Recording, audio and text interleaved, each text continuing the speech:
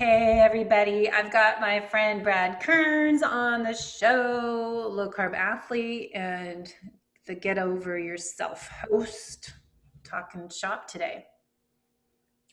I am so glad to be here, Debbie, and excited about your new location. Even though we're doing it on Zoom, you could be anywhere, but you're in SoCal. I know, I'm looking out to Elfin Forest and the Lake Hodges right here, and I'm excited to be podcasting with you as my first podcast in this office. It's not decorated. So if we post a video, I'm white walls and it might sound echoey. I gotta create the little accessorize to make the sound better.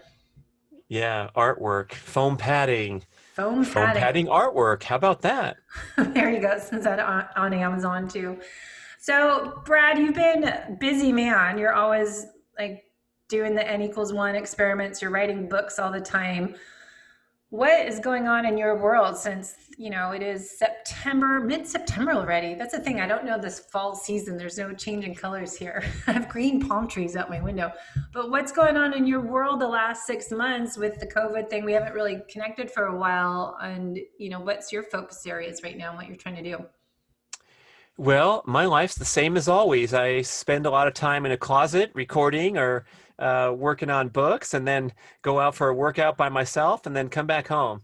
So, my heart goes out to the firefighters right now. People Mm-hmm. on the west coast of America are getting hammered, and then the disruption in life that the pandemic has brought, especially for young folks and for senior citizens, where I feel like the impact is worse on those two groups. I mean, I can burn a year of my life, no problem. I got a lot more ahead, and but my kid graduating college from the comfort of his bedroom wasn't quite what he dreamed when Mm, he set off yeah. to the beautiful campus of UCLA.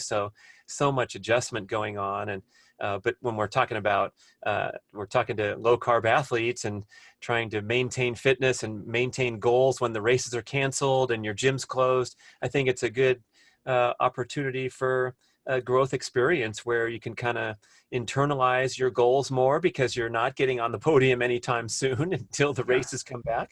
But my journey now, I mean, I used to compete on the pro circuit, and it was very serious, and it was my profession, and we were on TV and in the magazines, and I was trying to earn money to pay the mortgage, and so it Hmm. was a pretty intense go there. But now I'm just an aging athlete trying to still maintain that competitive intensity and that passion, even though, relatively speaking, my goals could be, seen as, silly or insignificant compared to a person who's, competing at professional level. But to me, deep down inside, when I go to the empty high school track and climb over the fence because it's closed now, and put up the high jump bar and try to clear a good height, I'm so excited, and it means so much to me. It's just the same as when I was racing on ESPN for the national title on the tri circuit many, many years ago, because I want it to have that significance and cultivate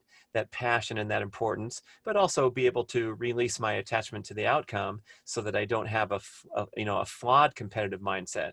And your beautiful life's work in your book and what you talk about on the show is, I think, trying to get to that same goal where, yeah, you can be training for Kona once again with the very best athletes from around the world and fly over to the islands, but it's all about the ceremony and the camaraderie with the other athletes. And if your Yeah. day goes well, hey, that's wonderful, and it's definitely something to celebrate. But if you have two flat tires like Mark Allen did in 1988 when he was the guy on the Wheaties box trying to promote the Ironman cereal, boy, that can be devastating. But you got to get back up and keep a smile on your face and do these athletic goals for the right reasons. There's a lot there. I'm just trying to come back. You I just said think so you much. asked me what's new in my life, so we can talk about. We had I great know. notes because you and I engage on emails and Yeah, phone calls, and we say we got to talk about this on the I podcast. know. So So, the carnivore-ish dietary pattern yeah. is so exciting to me, but I'm also Uh-huh. sitting back And same, we shared this thought together that this extremism and this obsession with dietary perfection or distinct strategies seems to be getting a little bit out of hand and creating extra stress in the health conscious person who's trying to, do the right thing in life. And I keep going back to Peter Attia, who is one of the most extreme guys out there, right? And Mhm. extreme endurance feats and extreme self-experimentation. And when I had him on my podcast and asked him about a dietary tip for the audience, he said, if you just eat stuff that your great grandmother could have eaten and stay away Mhm. from the other stuff, you're Yeah. getting 80% of the way towards your longevity and peak performance potential. Now, you want to go try for the other 20%, that's great. But for even many people listening to, a distinct show like yours, we still have this junk leaking into the picture. We still have the refined industrial seed oils that are in some of the products in our Mhm. refrigerators. If you went and did a home consultation with your client, you're like, what the hell is this? Yeah. Oh, I didn't know that had bad oils in there. So there's still so much room for improvement of just getting the crap out of the diet that we shouldn't even go to the macronutrient percentages and your ketone blood levels until we start living a cleaner life. Well, just kind of organize all those thoughts. I think, what's going on in our world right now this year is everything happens for a reason. I think it's an eye opener to people that are racing nonstop, always just like going from the one race to the next race. Teach you to slow down and learn how to not have to rush out of bed in the morning, get your training in at the gym because you can't go to the gym. And maybe you're slowing down a little bit, but then also the majority of the world that's not healthy. And I keep posting every day, get healthy, not stay healthy, because most everyone's not even healthy underneath. And doing the lab testing to really identify how healthy you are under the hood. But I think a lot of people should take this opportunity to work out a little differently, like where you're saying what you're doing, sprinting and switching it up, working on mobility, flexibility, working on core work, and switching up the routine. I look back of how I am now to how I was when I was racing for 10, 15 years. I was rigid. I was set to that schedule, follow your training peaks, follow whatever program your coach gives you. Every day was, Monday, Wednesday, Friday was this workout, and I swim at lunchtime, then I run, and now it's like screwed up. Ever since probably March, April, people's lives have changed, and I think you have to look at what the gift is in this world we're in right now. And I think it is like, okay, let's start doing some sprinting. Let's look at Brad's running drills he's showing on his Instagram and look at proper form and how to use your core. My friend Erin Carson's doing a ton of great stuff doing her EC Fit on Monday mornings, Mobility Monday. And take this for the opportunity to do all the stuff you never got to before because you were sucked into living life as a race, including nutrition, sleep, and the other elements of what I call the holistic method. That's great. I think also the opportunity to become more functional and resilient against injury and breakdown Mm-hmm. because of the lack of competition and the change in routine. And that's something that I've really focused on this year is, how am I doing with my one-legged Bulgarian split-legged squat, right? Yeah. I could go put a lot of weight on my back and do a bunch of squats in the gym, but when you can identify these functional weaknesses and work on those, you have a great potential for improvement. But I think when we're too busy with these specific goals, for me, it's been high jump. I've been obsessed with high jumping recently, and when I had full access to the facilities, I'd go out there and jump my butt off, and my body broke down a little bit because I wasn't spending time doing a workout that was purely for mobility, injury prevention, balance, things like that. So now, when we're stuck at home more, I think especially a multi-sport athlete like the world that you operate in, oh my gosh, you could see people with poor shoulder flexibility that are hitting the master's workouts 4 days a week and swimming 12,000 meters, but with a crappy stroke the whole time. And so I think there's potential to come back to the competitive arena with a whole new package. It's more impressive. I'm watching the NBA playoffs, and these guys look better than ever and more explosive and more athletic. And I think it probably helped them from not having to have that extreme travel schedule and that, Mhm. excessive 82 game season with all the cross country travel. These guys are probably barely holding on by the time the playoffs come. And now everybody seems fresher and haven't lost a step. So yeah, no excuses, right? Get fitter this year instead of complaining. Well, it's identifying what your areas of opportunity are. It's like, here's what I'm not great at. Instead of avoiding it, embrace it and do something about it. Like, we've been doing yoga and yin yoga, which my hips are so tight. I can actually sit cross-legged when I'm coaching my clients online now, Zoom. I sit there and do my feet this way and sit that way and then sit cross-legged, and my right hip is so much tighter than my left, but I keep trying to force myself to sit that way that's uncomfortable and let it try to relax. So it is, enjoying those things that you don't like to do and what you need. But you know you've been out running, and I must add, fun fact, fourth grade, best high jumper in British Columbia. Gold medalist. I think it was fourth grade, but I never high jumped after that. It was funny. But high jumping and sprinting and agility, that's so much of what we learn and read about for aging athletes, and as for women to, as they get older, menopausal, to lift more heavier weights. But if that saying, you use it or you lose it, and the more important thing is that springiness, that agility and balance, and all that stuff is so great to just do these shorter, more intense workouts and working on kind of your bounding exercises and drills. I think it's good for people as they get older, rather than, when you're 30, 40, wait till you're 50, 60 to start doing that. Yeah, I mean, here I am. I'm thinking of my jogging 2.0 theme. I'm working on an article and a video because it's been kind of a interesting revelation for me. I mean, I've jogged in the morning as part of my routine for it's like 40 years now, Debbie, since I was a high school runner. And it just sort of like brushing my teeth in the morning. I'd head out and get the dog out, and I would do a steady state cardiovascular workout that was very low intensity, definitely MAF heart rate or below. So I wasn't doing anything that was going to cause me overtraining. It was just kind of to get out and wake up in the morning. But it was always just at whatever pace. Once upon a time, it was maybe a 7-minute pace. Now it's a 9:15 pace to make sure I'm staying aerobic. But just recently, I realized I wasn't feeling it anymore. And I changed this lifelong exercise habit into a more varied and challenging workout. And so Mm-hmm. now, because of my high jump goals, honestly, but also it just didn't feel right anymore. And it didn't feel good in my body or my mind to come back from another 35-minute steady state cardiovascular workout. And now we see the research where, the chronic endurance training has a huge risk of cardiovascular disease, hormone imbalances, all these things from what you think is just a moderate session. But now what I've done is I've changed this template workout to one where I head out and I'll jog for a few minutes, and then I'll do some balance drills.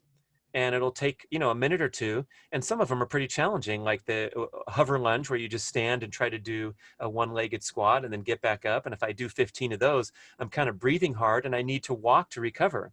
So then I'll walk a minute or two to recover. And then I'll come across a rock in the forest and I'll jump up and down the rock 10 times. It doesn't look too impressive on video because I filmed it. I'm like, oh, I thought I was flying through the air, but I'm kind of just, huh, huh, huh, huh. If you jump up and down a rock 10 times, it's a pretty strenuous move. You're getting that ballistic explosiveness, helping your bone density, getting that high intensity stimulation. So then I'll have to walk a minute or two after that. And then I'll jog for 5 minutes or 7 minutes. And when I get home, I've had a much more varied workout with all these different fitness benefits, but I've also obtained a great cardiovascular workout because from the time I left the door, my heart rate was elevated to at least double my resting heart rate, even when I'm walking, right? And when I'm getting those brief high intensity stimulations, they're not challenging enough to compromise tomorrow's proper high intensity sprint workout, because they only last for a minute or 20 seconds or whatever. So it's not like going to put me into a state of overtraining or anything, but all told, I'm still getting all my cardio that I've always gotten from that steady state session, but I'm also been working on my balance and my high jump takeoff form and the flexibility of my shoulders if I'm doing a hanging on the tree branch or something like that, and also having more fun and looking at, you know, fitness from a different perspective than just, hey, how's your mileage this week? You know, what was your heart rate zones and all these things that get us into that more robotic mode where our concept of fitness is too narrow. Well, that's what reminded me of all the races that were online, the Ironman virtual races. And I know everyone, we need to keep people in business and, you know, keep supporting events, but it's almost like, gosh, you know, maybe people should take a break and let their body recover, repair instead of That's doing right. these online races. I was thinking, Yeah. well, they need the money, but, you know, people Oh, training on their trainer. does it cost money to do a virtual race? I think so. I would think you have to pay What are something. they going to send you a t-shirt or They get something? a medal. I Oh my saw this gosh. guy, I forget who it was, is somewhere on Instagram, someone I was following, and they've done every time. They're actually overtraining, over racing because they did all the races, like 15 races. I'm like, what? Okay, we still Right, need you could do more because you to. don't have to travel to the I don't have race. to You can go get out your door. anywhere. Yeah, you don't have to pay for flight and travel fees and hotel and all that. You're at your own house, so why not do a race every weekend? And so I think it's, you know, getting stuck and you're getting in that overtraining. We've talked about forever burnout and breakdown of your body systems because you're in the chronic stress mode. And, you know, it's that AAA personality we were talking about the other week. It's like, okay, more is better. Let's do it. Bring it on. Give me that challenge. I'm super elite. No one can, you know, I can do it all and no one's going to tell me no. I just do more. Oh man, you know, I'm still trying to solve that equation, deal with that battle, and what I'm trying to figure out now is obviously I'm putting a lot of great parameters into place where I'm not in overtraining patterns. But when I get out there and do these high intensity workouts, they're so fun for me, you know, to practice high jumping and do the full speed approach and do 12 instead of 4 or 6 or whatever. I just love it and I want to get better so much. But then I notice 24 hours, 36 hours later, I'm kind of feeling fried. I'm stiff and sore. And that's an indication that I stress my body too much to, you know, achieve the best ultimate progression forward. But at the time, if you'd asked me, I'd say, oh, I feel fine. I can do a couple more sets. And I think that's one thing that all athletes have to reckon with is that pleasure and enjoyment you get and that sense of satisfaction sometimes needs to be tempered a little bit to where you say, hey, I'm going to leave the track now, even though I know I have a few more in me. And I'd really like to perfect those final 2 steps if I had a few more practice runs, but I'm going to save it for another day. And by Yeah. doing so, you can alleviate that muscle soreness, that muscle damage that takes a lot of time and energy to repair rather than just, you know, build. And boy, it's still a constant challenge. I went out there, I took my son out, who's, you know, a college athlete in his prime, and I took him through my sequence of jumping drills. There's like 16 sets, and they last about 10 or 15 seconds. And then I went over and did some full jump approaches, and he's like, Dad, that was a hard workout for me, and you're freaking 55 years old. You shouldn't do all that every time. And I'm like, really? It was hard? Oh, cool. My son thinks my workout's hard because I'd never done the workout with anybody before. But, you know, then I thought about it. My knee hurt after that particular Yeah. workout for a long time. I messed it up a little bit and I missed a few workouts after that. So I think Red now flags. we're seeing this trend of fitness experts recommending that you just back off a bit. Yeah. Maffetone's been talking about this a lot. He told me on a video several years ago, he goes, yeah, I don't think that you should get sore after workouts ever. And I'm like, what?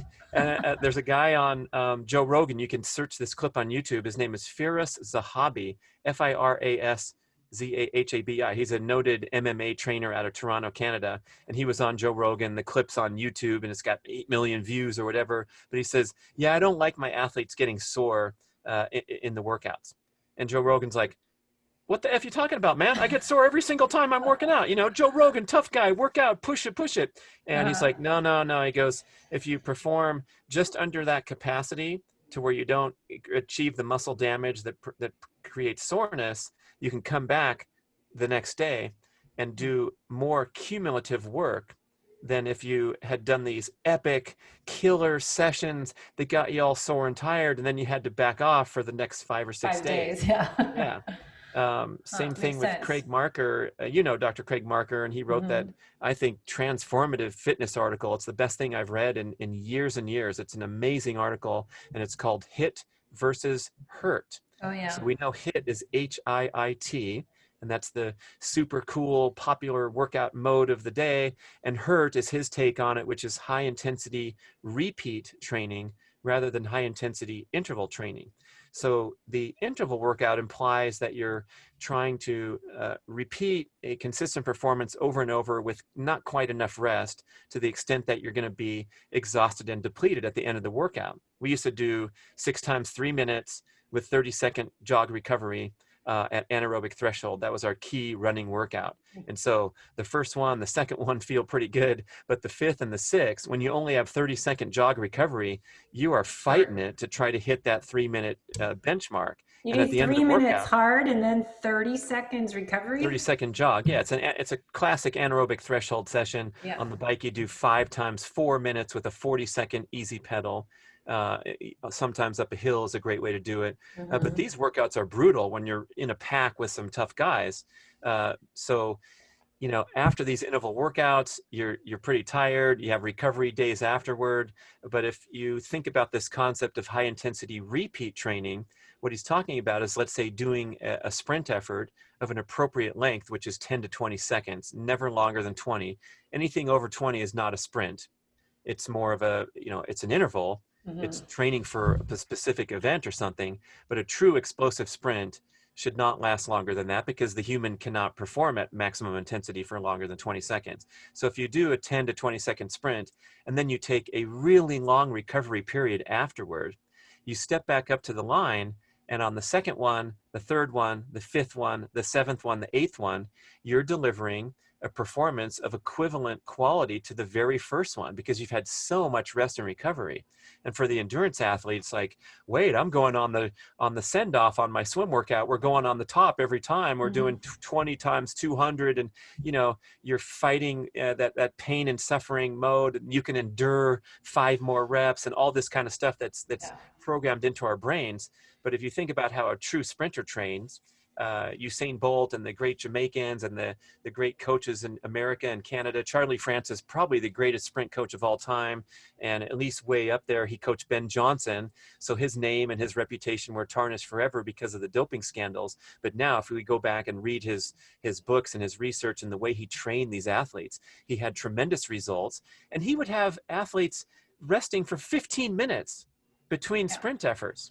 And it would be a 60-meter sprint from Ben Johnson on the 15-minute rest interval, But then when he did another one or a third one or whatever he did, it was absolute maximum level performance with no fatigue, no cellular damage and destruction going on while you're trying to do your seventh or your eighth one.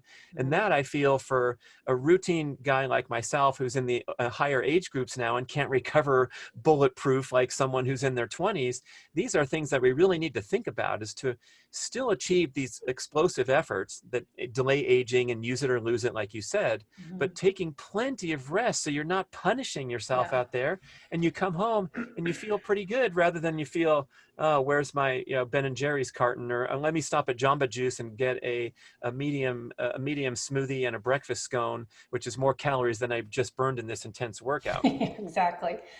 I know. So it's funny. I ran the other weekend, and on a Sunday we did this long run, and I had a great run. And I never posted this, but I actually hadn't run all week long since the previous Sunday. I'm like, wow, there's something to this, because we were biking more, because for various reasons, because we were in the mountains and it's great riding. So like, let's take advantage and ride. And then when I was running every day, or during both biking and running, I was actually slower and taking longer to recover. But if I leave, like 3 days in between to run, now, I mean, I'm 48 right now, but I find that I actually have a better run. Then I didn't run all week long. I'm like, holy crap, I haven't run for a whole week and actually had a better workout. It's funny. So I something know. I to mean, that. what else matters really? Yeah, It it's whether funny. you had a better workout nothing else matters. I mean, Yeah. Sisson was trying to get this through my brain over 30 years ago when he was coaching me as a triathlete. He says, look, just focus on your breakthrough workouts, the ones that And are what the did you most do? difficult and challenging, that stimulate a fitness improvement, rather than on your weekly mileage and on how you fit in the Mhm. pack on a day-to-day basis. Because I'd come home, in tears from training camp at Mike Pig's house, like I can't even hang anywhere near what this guy does every single day. And that's because these elite athletes are so gifted and have the genetics to just perform and recover and get up the next day and do it again and do it again. DeBoom, our old friend who was the two-time Hawaii Ironman Mhm. champion, he was over at Pete Kane's house in the Bay Area training for one of his Ironman victories. And I was like, wow, how cool, Pete. You hosted the champion of the world in his preparation for his thing. What was his training schedule like? Was it pretty, complex and all that? And he goes, he just went out and rode 5 hours a day. That's all he did. It was like so simple. And of course he ran and swam too, but like the foundation of these guys training is just Mhm. something that they are uniquely adapted to do.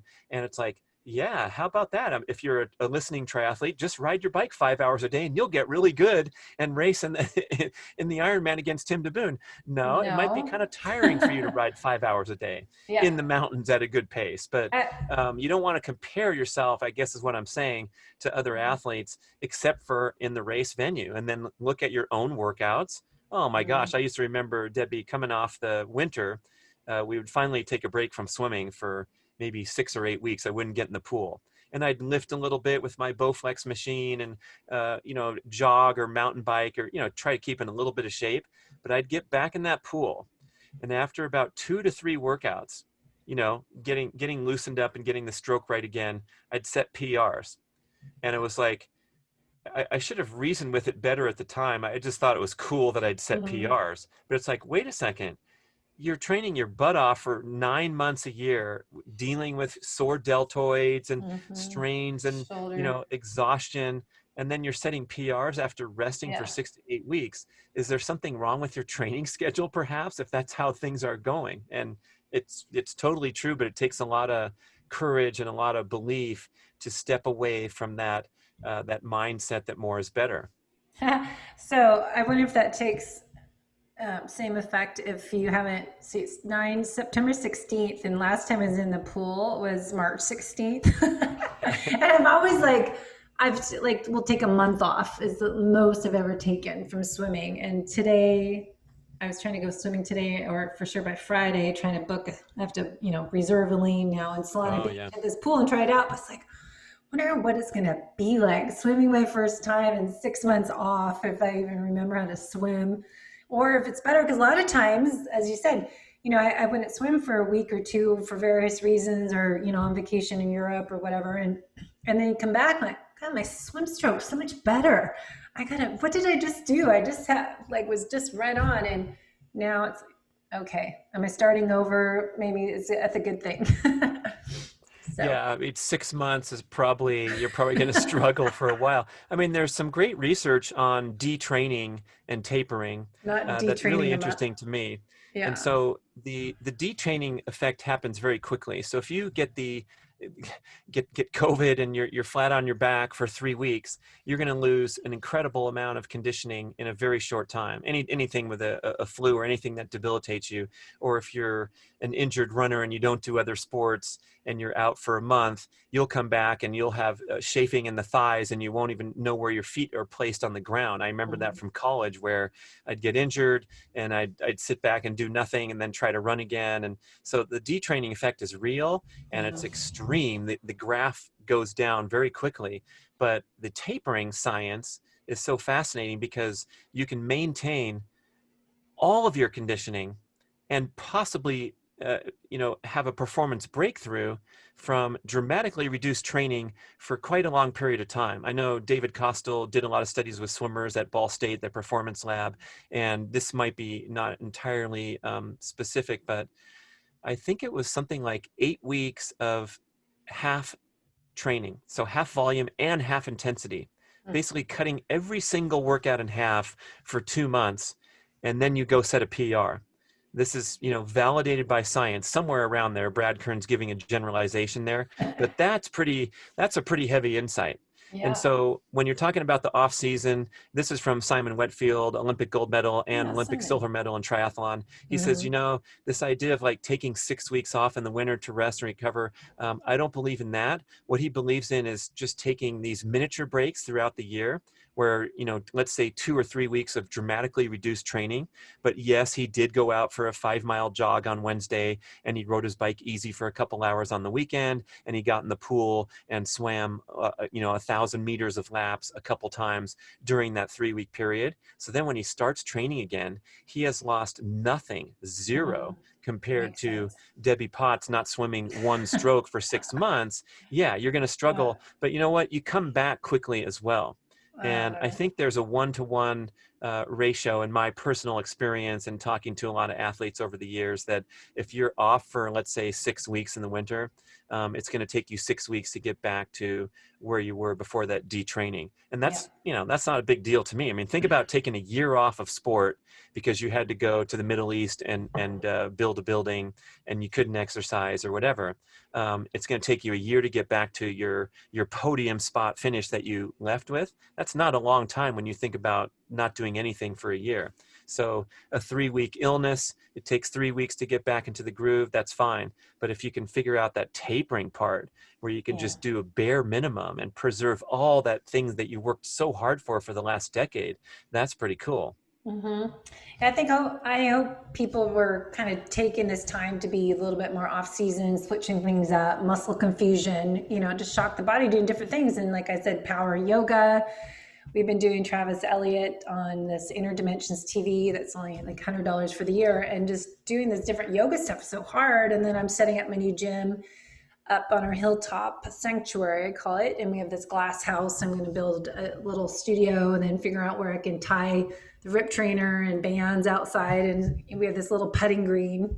So I'm just trying to create this outdoor workout studio so I can get into some new stuff I haven't done for a while. But I think it's a great time to mix things up.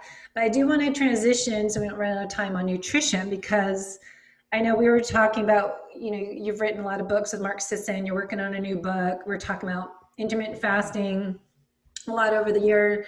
And one meal a day, which I've, you know, done for years without intentionally thinking about it, or and talking about 2 meals a day. And, you know, labeling what we eat, as this show is called Low Carb Athlete. I don't like to say I'm keto. I don't like to say I'm carnivore. I eat by what I feel like, and time of year, the season, what my activity level is. I'm kind of more of a 5-2 person. I think, you know, I focus more intermittent fasting. Like I get busy working, like it's 10:38 right now. I still haven't eaten, and I just get busy in the morning and end up not eating, just because you feel like, oh yeah, I haven't eaten, I'm not hungry yet, to about noon. And anyways, just kind of working on nutrition, because people are working at home, they're working out at home. There's a great opportunity, not just working on your exercise routine, switching things up, but also being more aware of what you're putting in your body. My main focus is eat real food, balances your blood sugar, and burn fat, but make it sustainable, not a diet. Because I grew up dieting, and anytime I think I have to be strict carnivore, I can't eat any of this, I can't eat that, I can't eat that, that's a diet to me. So as long as people, it's what their body wants and what you crave and what you feel good at doing, then that's right for your metabolic type and your genetics. I think there's a lot to it. What's your thought? Yeah, I think you should uh, rename your show the low processed foods athlete, right? And Yeah. just to make that clear, that nutritious carbohydrates, a lot of people can see a, you know, a strong rationale to consume those as needed to Mm-hmm. help perform and recover, especially. I Yeah. think the big problem is consuming those nutrient deficient processed carbs that spike insulin and set you on that roller coaster of requiring more of the same in a Mm-hmm. vain attempt to, you know, nourish yourself and sustain your energy and your cognitive function throughout the day. So I think we should all start at that entry point of healthy eating, which is to get rid of the junk. And I had Rip Esselstyn on my podcast, who's a prominent leader in the whole food plant-based community. Him and his father and his whole family, and they're promoting this pretty much vegan dietary pattern, which is, you know, quite opposed to a lot of people in the ancestral health scene, and the work that I've done in my books and video courses with Mark Sisson. And you know, we old friends from the triathlon scene, and we talk for an hour or more, and there's so much common ground, even though these two diets are as disparate as you can get. And he's saying that the eggs and the red meat are going to clog your arteries, and you're going to drop dead. And you know, then I have the next week Paul Saladino on my podcast saying that you don't need to eat any plants, and in fact they Yeah. could be bad for you. But if we can reconcile all this stuff instead of get stressed and confused about it, the common ground is that people are eating wholesome, nutritious foods from the earth that have been minimally processed and full of good nutrition. And then you got to work out some of the details on your own. And if you want to ask me if I advocate removing all animal foods from the diet, I'm going to strongly disagree with that approach. And there's plenty of science to support that. But the people on the other side are touting their own science. But, you know, we're also, no one's touting going down to Jamba Juice and 7-Eleven and slamming sugar all day long in liquid form. So I Yeah. think it's more doable and simple and convenient than we have been led to believe by the dogmatic approaches and the heavy-handed programming that we're faced with when it comes to eating healthy. But just to pick up on what you said there, and our new book coming out is called 2 Meals a Day, and the idea is that how frequently you eat is arguably just as important as the foods that you choose.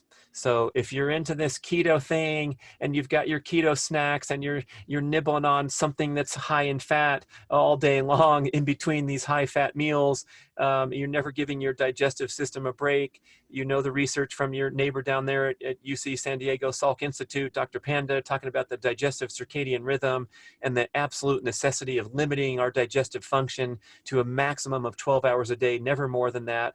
So these things and taking breaks to allow your body to get good at fasting and to process energy internally, that can go hand in hand with, let's say, a celebration that has a high carbohydrate content in the evening. That's Ben Greenfield's argument to get the best of both worlds, where he's fasting for many hours, he's eating ketogenic meals, but then he's having fun with his family and they're making concoctions in the kitchens, and he might get a big dose of carbohydrates in the evening, which ensures that he recovers from the hard training that he did that day. So I'm trying to work that out myself and figure out the winning formula.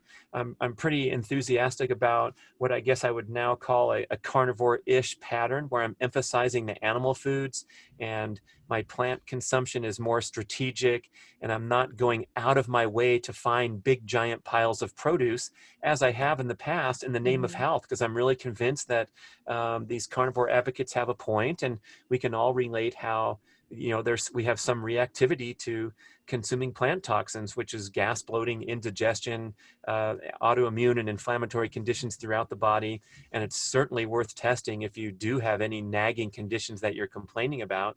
In my case, I didn't, but I noticed that more of my food comes from extremely nutritious sources, such as the animal organs, grass-fed liver, pasture-raised eggs, sardines, and other oily cold water fish. And so when more of my calories comes from that, I feel super well nourished and things are working really well. My digestion, my elimination is excellent, and I don't have that gas, bloating, indigestion that maybe I could attribute to throwing piles of raw produce into my smoothie in the name of health and then walking around with a bloated stomach for hours afterward. That was a lot too. Yeah, I think There's another, I that's know I hit you with another handful. there's like Yeah. 20 different things there. So one thing I have is my NutriSense. I'm putting the continuous glucose monitor. I got to set this up because I'm podcasting with them. So I've got the kit. Oh, is that what that is? The same brand? I got my monitor on right now Is from that Levels Health. NutriSense or is that a different one?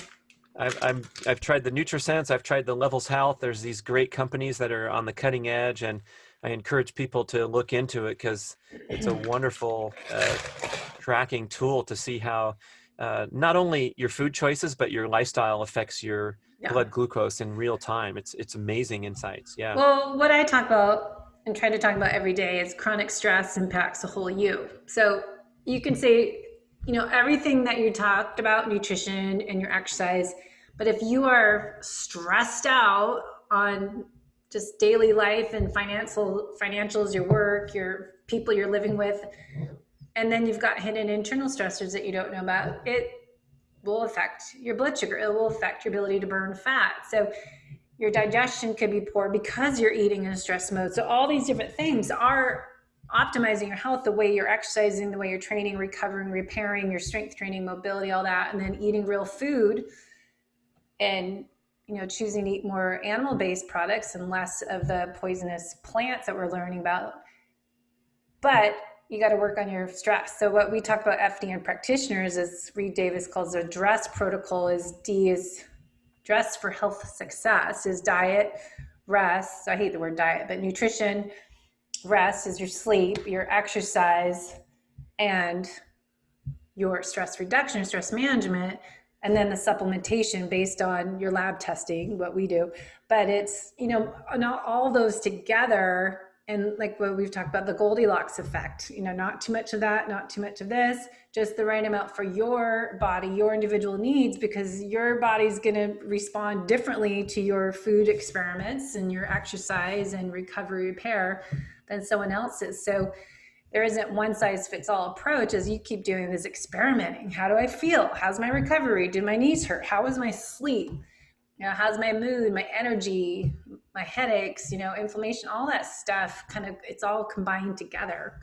So it's good to experiment, and I'm excited to hook this up because I know I've done labs just recently. I have mold toxicity from the organic acid test I didn't know about, and it's from my old house, and I had no idea because I didn't do that test before, but something was off, and I feel pretty good. But if you know that, I'm feeling pretty good, but I'm running at say 50% capacity energy level versus I could be so much better. So you kind of get to settling that this is how you are, this is your new normal, not realizing there's so much more you can do for your health, but really figuring out what to eat, because that will impact a lot of your gut health. Well, that's nice that you talk about all the other factors. I mean, that's the holistic approach, right? Because I think we make this mistake of obsessing on the most obvious things, like let's say our diet and our workout patterns. And it's not going well this month, and my times are slower, and I'm eating the perfect diet, and I thought I was on the perfect training regimen. Oh, but I'm having arguments with my girlfriend every single day, and I'm totally stressed at work. And so we have to make those connections and string them all together.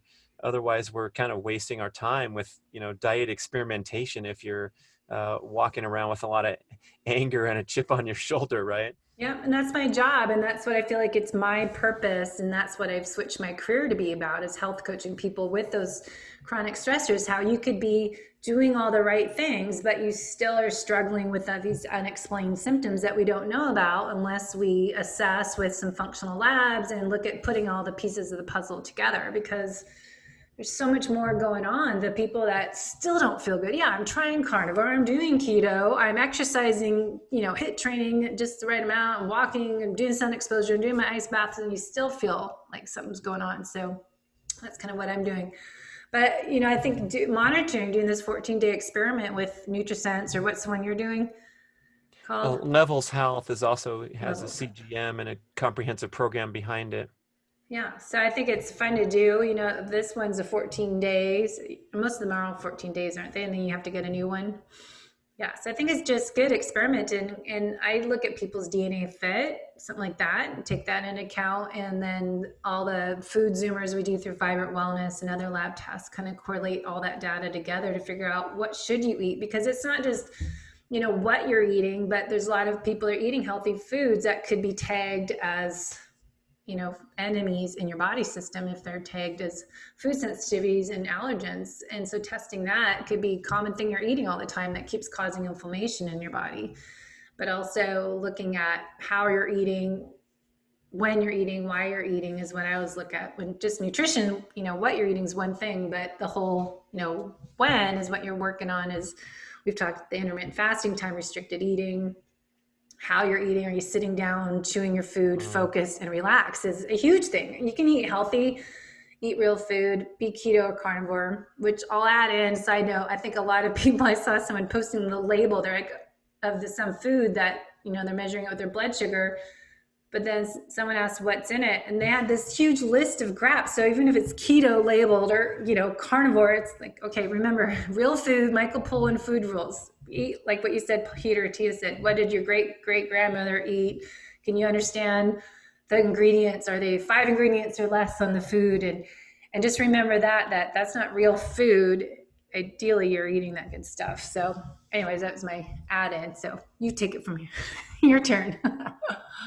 I love it. That sounds great. And the the mealtime as a time of celebration and relaxation, a time to get away from the stress of the day.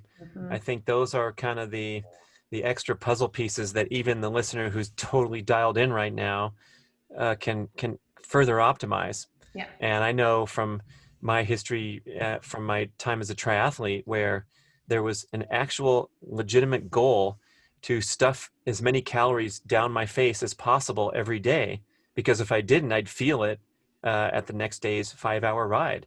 And so Mhm. we'd go and hit the cereal bowl at 9:30 at night, or make a protein smoothie like my son does right now. He's trying to maintain and put on muscle as a college athlete, and he's making a smoothie at 10:30 at night. It's going to wake people up in the other part of the house. It's hilarious. But that's his mode right now, and into that accelerated cell division and muscle growth phase. That's great.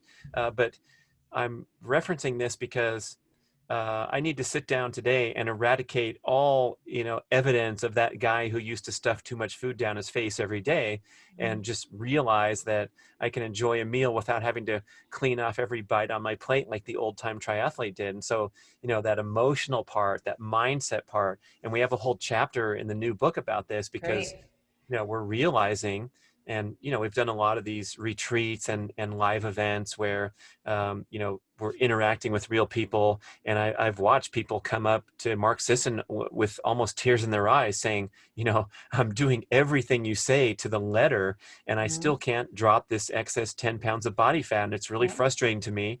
What's going on? And there we have to dig further into the psychology, the belief Yeah. systems. Do you feel deserving of having a bikini body on your next cruise? Or are there things where you feel like those people are superficial and ridiculous, and I have a disparaging comment for those people that are showing off their bodies on Instagram? And those kind of things. I think you and I are both fans of the Bruce Lipton biology of belief, where your thoughts manifest your cellular function at all times. Yeah. And I feel like there's probably a lot of us in these categories where maybe I don't feel deserving, and therefore I'm doing this cop out every single night when I reach for another scoop of ice cream to get that instant gratification, and behave in a manner that's not congruent with my stated goals, because I'm not deserving of that. And that's a tough one to get hit with, but maybe that's that's the secret weapon that Yeah. goes beyond your shopping list, which is so perfect.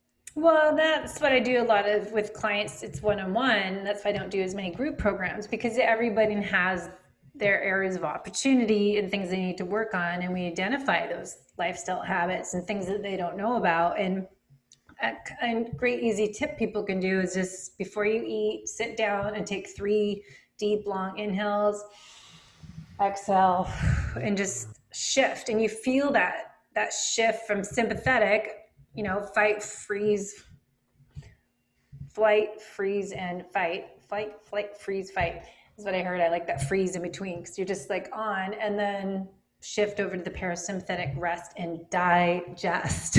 And I think, even we've been doing that all summer, because we'll be even in our Airbnb for 2 months in the mountains, looking like we're in Italy and Tuscany, that we'd be like going one thing to another and sit down and eat, and then get back to other stuff that you just, so stopping and doing that. Another thing is I try to work with clients not to snack. It's like mindful eating versus mindless eating. All right, if we had to snack 2 hours after you just ate a meal, let's work on what you ate and adjust those macronutrients. Maybe you need more protein, maybe you need more fat.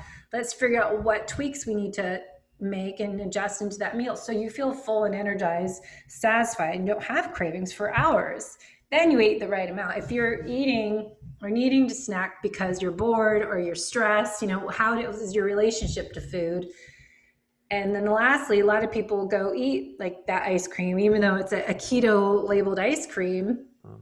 Do you need it? I think a lot of people think that, oh, because it says keto on it, it used to be paleo, now the word is keto. And then if there gets to be words that say food products with carnivore, then we know we're really in trouble, because carnivore is just animal. There shouldn't be any label package items, but all the keto approved foods now. So then they think that doesn't count as calories. So people it messes with your head. And I think we have to, I love your 2 meals a day, because that is great. Eat an early lunch, eat an early dinner, I'm good. And that's eat my main meal more in the afternoon, having a little something at night. If I feel hungry, stop eating 3 hours before bed is my thing. And intermittent fasting is unintentional. Yeah, very well said. It's surprising the destruction caused by snacking.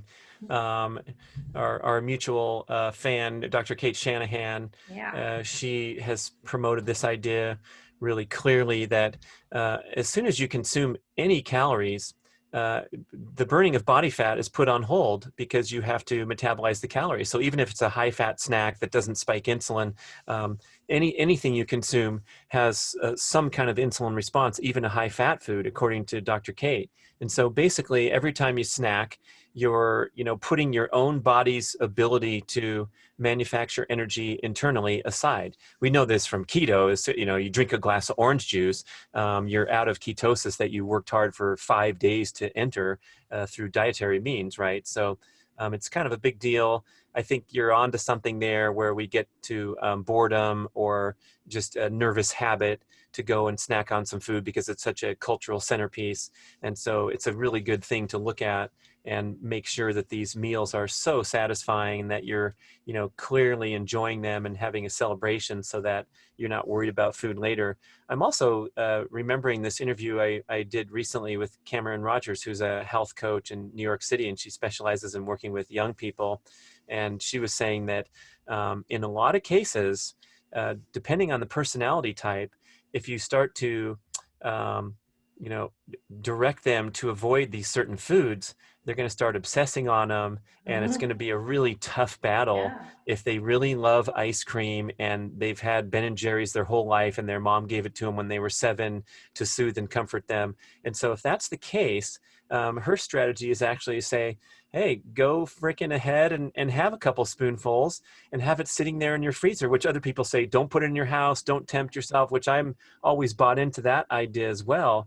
But if we're treading on sensitive ground here, there may be a opportunity to look at your own personality, what really works for you, and if you can't deal with that deprivation or that narrow path and that restriction, okay, fine. You know what? Have a couple spoonfuls and do it every single night if you need to, just to kind of satisfy that pattern.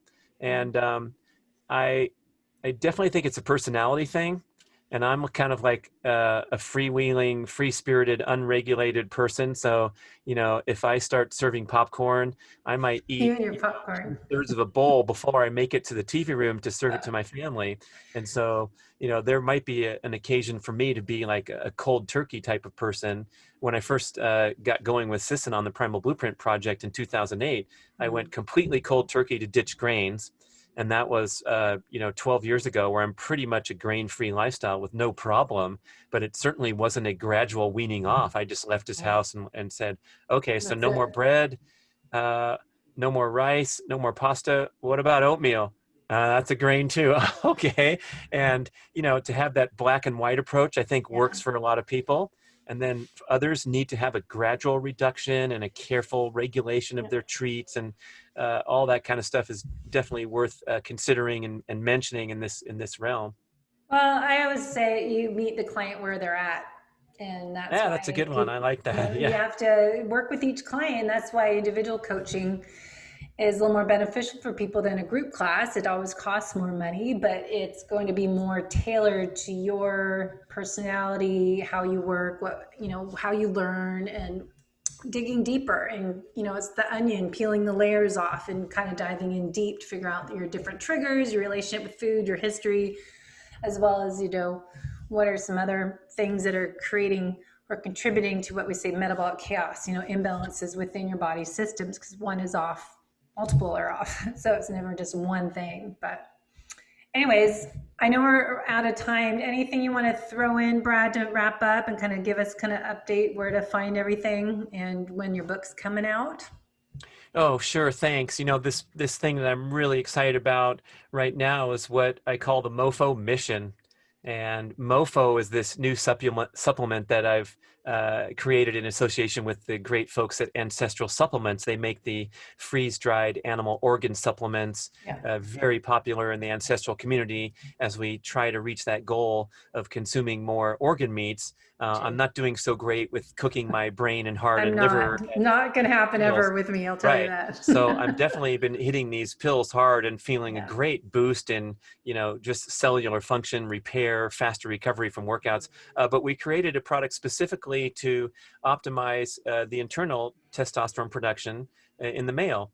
And I know there's a call for a female. Yeah, Corey, I emailed Corey after I saw your thing. I'm like, wait, what about for females? And he said next year they'll come out with a female one. That's right. They're actually working on it. So this has the particular agents, they call them proteins, peptides, enzymes, cofactors, and molecular biodirectors that help spur your internal testosterone production in a natural manner, unlike a drug regimen. And so it's been really successful. The response has been amazing. It came out in 2020. But I also feel like it's really important when you're going for the supplement, you're wondering about the expense and is it going to work and is it going to be worth it, to have a comprehensive lifestyle approach. So around this MoFo product, it stands for Male Optimization Formula with Organs, we have this MoFo mission, and you can go download a free ebook and get tremendous details on these 10 assignments to get your male hormone function optimized with lifestyle behaviors, getting enough sleep, eating the right foods, doing those high intensity workouts in the proper manner rather than overdoing it, making sure you get enough general everyday movement. And also when it comes to relationships, I like to broaden the conversation to cover everything. I've had John Graham, my podcast 3 times, the great author of Men Are From Mars, Women Are From Venus. And he talks about how if you have dysfunctional relationship dynamics, it will trash your testosterone because your romantic partner is nagging you all day and making you feel like crap instead of making you feel like the hero in the story. And so the males and females need to interact in harmony so that they can both be the best they can be, especially in the realm of their sexuality and their biology and their drives and their needs to, optimize those hormone levels. So that's kind of fun. You can go to bradkearns.com and click on MoFo and download the ebook and learn more about the supplement.